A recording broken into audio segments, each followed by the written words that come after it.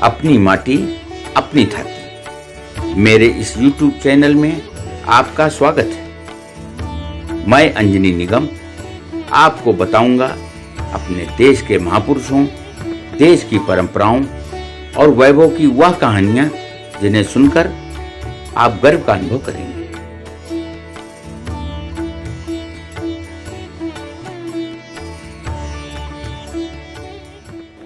आज हम आपको बताएंगे भारतीय साहित्य आकाश के उस कालजयी लेखक कहानीकार के बारे में जिन्होंने अपना प्रारंभिक जीवन संघर्ष में गुजारा और यही संघर्ष बाद में उनकी लेखनी से दर्द के रूप में उभरा। उनका नाम था मुंशी प्रेमचंद। ईदगाह में एक बच्चे की भावना। दो बैलों की कथा में सदैव सत्य की ही विजय होती है और नमक का दरोगा कहानी में उन्होंने ईमानदारी की कद्र को जिस तरह से शब्दों के माध्यम से रेखांकित किया है वह आज भी लोगों की जुबान पर है।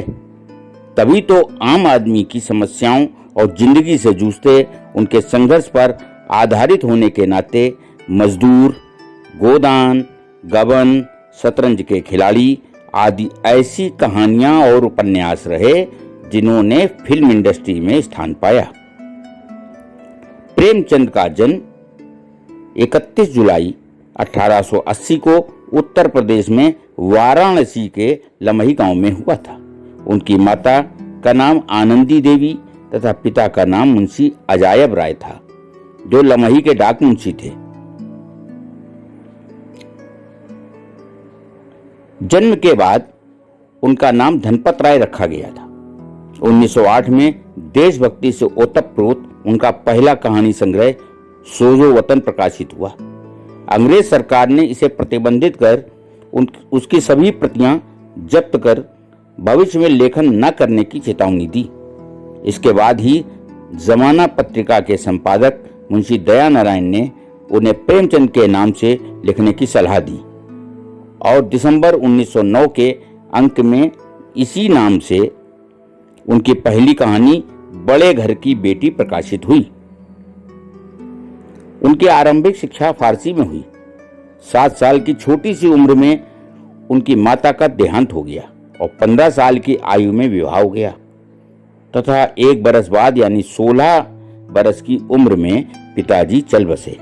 मां के देहांत के बाद पिता ने दूसरा विवाह कर लिया था।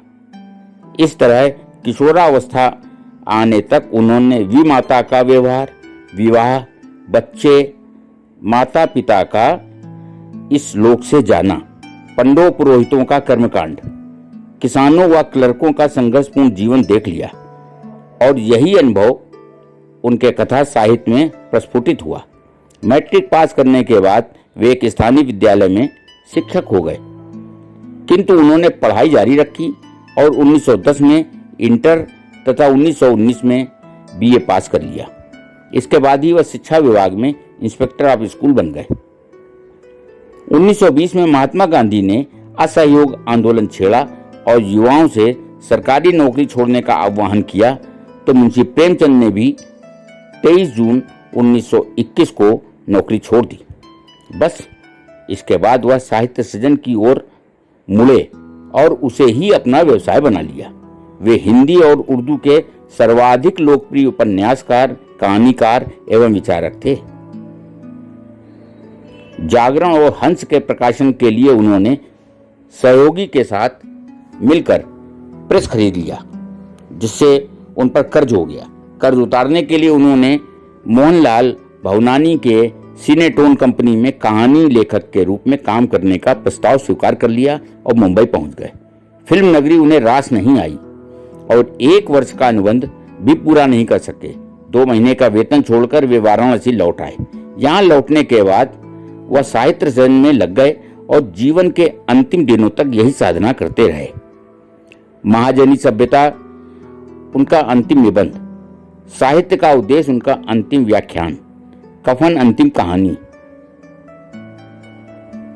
गोदान अंतिम पूर्ण उपन्यास और मंगलसूत्र अंतिम अपूर्ण उपन्यास माना जाता है। 1906 से 1936 के बीच लिखा गया प्रेमचंद का साहित्य इन 30 वर्षों का सामाजिक सांस्कृतिक दस्तावेज है। उसमें उस दौर के समाज सुधार आंदोलनों, स्वाधीनता संग्राम और प्रगतिवादी आंदोलनों के सामाजिक प्रभावों का स्पष्ट चित्रण है। उनमें दहेज, अनमेल विवाह, पराधीनता, लगान, छुआछूत, जाति भेद, विधवा विवाह, आधुनिकता, स्त्री पुरुष समानता आदि का चित्रण मिलता है। आदर्शोन्मुख यथार्थवाद उनके साहित्य की मुख्य विशेषता है।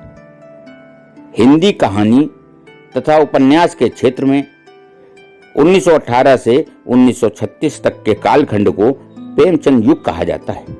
उन्होंने लखनऊ में 1936 में अखिल भारतीय प्रगतिशील लेखक संघ के सम्मेलन की अध्यक्षता की। वह हर वर्ष औसतन 10 कहानियां लिखते थे। मरणोपरांत उनकी कहानियां मान सरोवर नाम से 8 खंडों में प्रकाशित हुई। उपन्यास और कहानी के अतिरिक्त वैचारिक निबंध, संपादकीय पत्र के रूप में उनका विपुल लेखन उपलब्ध है। उनका स्वास्थ्य निरंतर बिगड़ता गया और लंबी बीमारी के बाद 8 अक्टूबर 1936 को उनका देहांत हो गया। आज की कहानी में बस इतना ही।